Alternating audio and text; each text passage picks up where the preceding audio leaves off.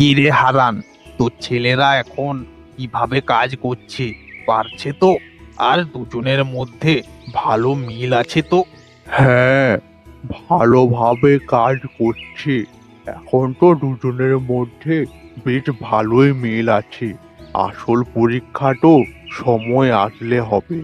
আমি চাই আমার দুই ছেলের মধ্যে কোনো দিনও যেন না ঝগড়া হয়।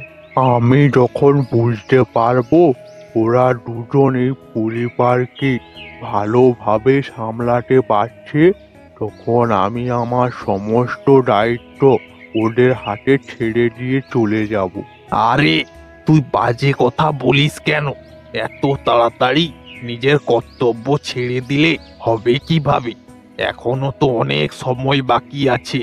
তোর দুই ছেলেকে বিয়ে দিতে হবে, বৌমার হাতে খাবার খাবি।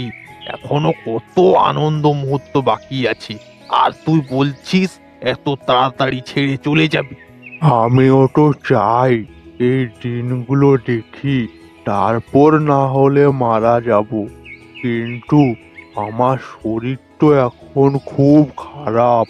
এর প্রধান কারণ হচ্ছে তুই এতদিন নিজে একা হাতে সমস্ত কাজ করেছিস। নিজের ছেলেদের দেখাশোনা ও ব্যবসার কত রকমের কাজ তুই একা নিজের হাতেই সামলিয়েছিস। এখন তোর উচিত ছেলেদের সঙ্গে মজা করে দিন কাটানো, কোনো রকমের চিন্তা না করা। আমি চিন্তা করছি কি আর সাধে? আমার ছোট ছেলে কত কম বয়স থেকে কাজ করছে, তাকে নিয়েই তো আমার যত চিন্তা। তোকে এত চিন্তা করতে হবে না, সময়ের সাথে সাথে সব মানিয়ে নিতে পারবি। তুই শুধু এখন ছেলেদের সঙ্গে হাসি খুশিতে থাক। ঠিক আছে, আমি তাহলে আজ যাচ্ছি, বুঝলি? হ্যাঁ, সাবধানে যাস।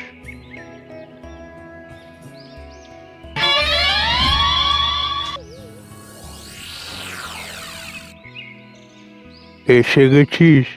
তোর আজ অনেক দেরি হয়ে গেছে। আর তোর দাদা গোবিন্দ কোথায়? দাদা মালপত্র আনতে শহরে গেছে, কিছুক্ষণের মধ্যেই চলে আসবে। ঠিক আছে, মালপত্র নিয়ে আসলে সেটা পাশের গ্রামের জমিদারের বাড়িতে দিয়ে আসবি। ঠিক আছে বাবা, আমি আর দাদা মিলে সমস্ত কাজ করে নেব, তা নিয়ে তোমাকে কোনো চিন্তা করতে হবে না। আর তুমি ভাত খেয়েছো তো? হ্যাঁ রে, আমি ভাত খেয়েছি। ঠিক আছে, তুমি সব সময় তাড়াতাড়ি ভাত খেয়ে নেবে, কেমন? বেশিক্ষণ না খেয়ে থাকবে না। তোমার এই সময় শরীরের ওপর খেয়াল রাখা দরকার। তোরা দুই ভাই থাকতে আমার শরীর নিয়ে চিন্তা করতে হবে না। তোরা তো সব সময় আমার খেয়াল রাখিস। আজ একটু আমার মাথা যন্ত্রণা হচ্ছে। ঠিক আছে, আমি তাহলে বৈদ্য মশাইকে ডেকে আনছি। না, তোকে এত চিন্তা করতে হবে না। একটা ছোট্ট বিষয়ের জন্য আবার শুধু শুধু কেন বৈদ্যকে ডাকবি? এসব করতে হবে না। তুই গিয়ে খেয়ে নে তো। হ্যাঁ, আমি তো খেতে যাব, তুমি ঘুমিয়ে পড়ো। কাল সকাল সকাল মালপত্র নিয়ে পাশের গ্রামে যাব।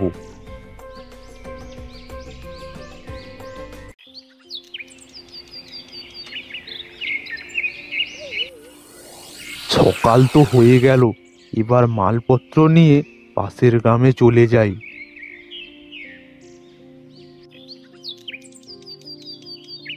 গোবিন্দ, গোবিন্দ, একটু আমার কাছে আয় তো। কি হয়েছে বাবা? তুমি আমাকে ডাকছিলে? গোবিন্দ, আমার শরীর খুব খারাপ লাগছে।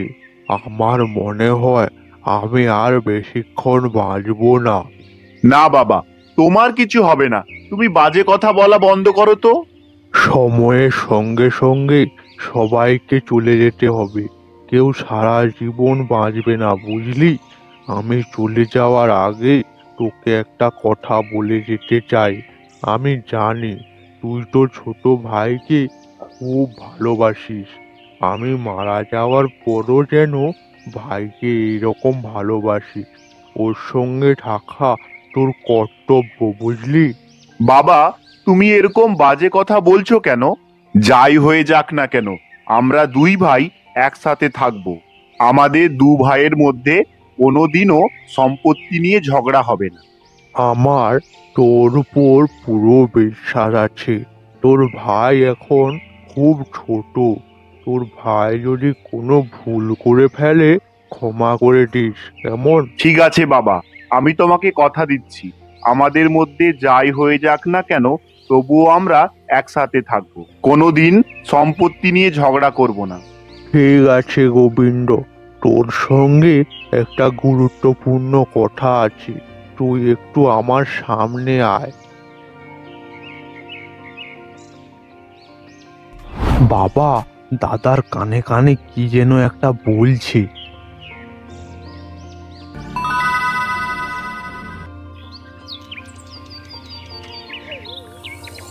বাবা মারা যাওয়ার আগে দাদার কানে কি একটা বলে গেছে, তা তো আমি জানি না, কিন্তু নিশ্চয়ই কোনো গোপনীয় জিনিস বলে গেছে।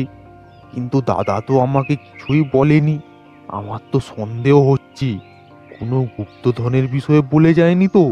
না, আমি কি ভুলভাল ভাবছি। দাদা তো আমাকে খুব ভালোবাসে। দাদা কি আর আমার সঙ্গে এরকম করতে পারবে? কিন্তু লোভ মানুষকে বদলে দেয়। না, আমি গিয়ে দাদাকে জিজ্ঞাসা করব বাবা কানে কানে কি বলে গেছে।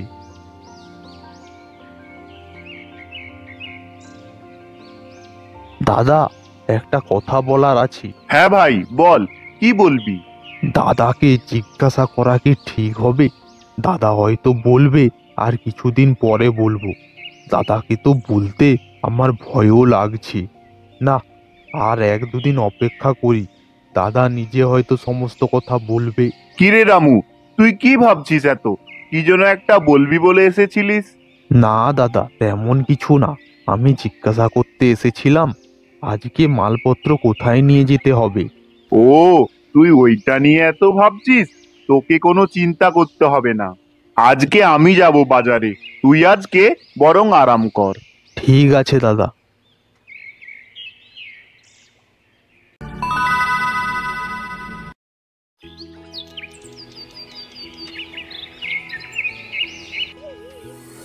অনেক দিন তো হয়ে গেল, দাদা তবুও তো আমাকে বলল না। না, আজ আমি সাহস করে দাদাকে জিজ্ঞাসা করব।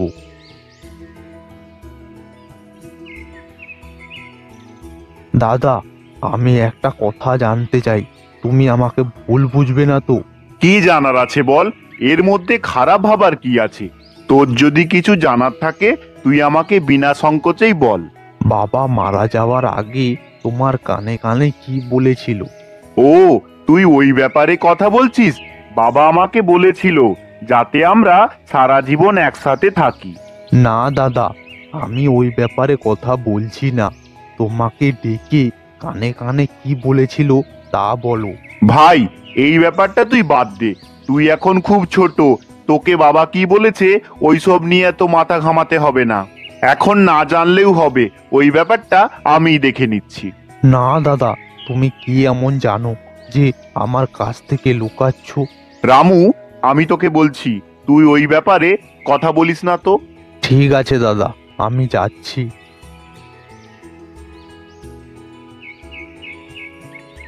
দাদা নিশ্চয়ই কিছু আমার থেকে লুকোচ্ছে। না হলে যে দাদা আমাকে কোনো কথা না বলে থাকতে পারে না, সেই দাদা আজ আমি জিজ্ঞাসা করলেও বলছে না। না, আমি আর এই বাড়িতে থাকবো না। আমি এই বাড়ি ছেড়ে চলে যাব।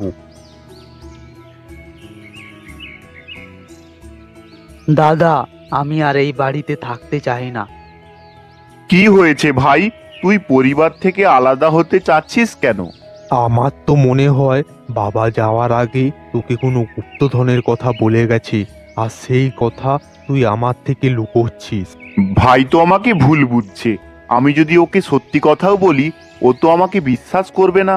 তুই আমাকে একদিন সময় দে, আমি তোকে সব কথা বলছি। বাবা আমাকে একসঙ্গে থাকতে বলেছে, আমি যাই হোক করে ভাইয়ের বাড়ি থেকে বেরোনোটা আটকাবো।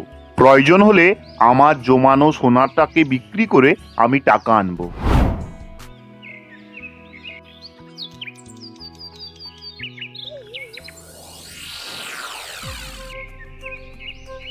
কাকা, আমার এই সোনাগুলো রেখে কিছু টাকা দাও তো। তোর আবার টাকার কিসের প্রয়োজন? সব কথা আমাকে খুলে বলতে পারিস। আমি তোর বাবার খুব ভালো বন্ধু হই। তেমনটা কোনো ব্যাপার নয়। আমার ভাই ভেবেছে আমি ওর থেকে কিছু একটা কথা লুকাচ্ছি, তাই সে বাড়ি থেকে চলে যেতে চায়। কিন্তু আমার বাবার শেষ ইচ্ছা ছিল আমরা যেন একসঙ্গে থাকি আর কোনোদিন আলাদা না হই। তোর বাবা তোকে কি বলেছিল? বাবা তোমার কাছে যে ধারের ব্যাপারটা সেটাই বলেছিল। তাহলে তুই এই কথা বলিসনি কেন? ভাই তো খুব ছোট, তাই বাবা বলেছিল আমি যেন সব ধার আমি একাই দিই, আর এই ব্যাপারটা ভাইকে যেন না কিছু বলি। এই নে, ধর টাকা ধর।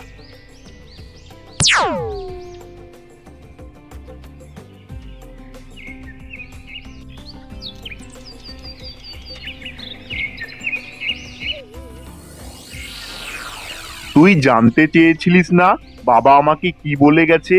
বাবা বলে গেছে বাবার বিছানের তলায় অনেক টাকা লুকানো আছে। ভাই, আমি ওই টাকার লোভে পড়ে তোকে আমি এই কথা বলিনি, তুই আমাকে ক্ষমা করে দে। না দাদা, তোকে মিথ্যা কথা বলতে হবে না। হারান কাকা আমাকে সব কথা বলেছে। উনি আমাকে খুব বকেছি। আমার অনেক বড় ভুল হয়ে গেছে যে তোর মতো দাদাকে এত সন্দেহ করেছি। দাদা, আমরা আর কোনো দিনও আলাদা হব না।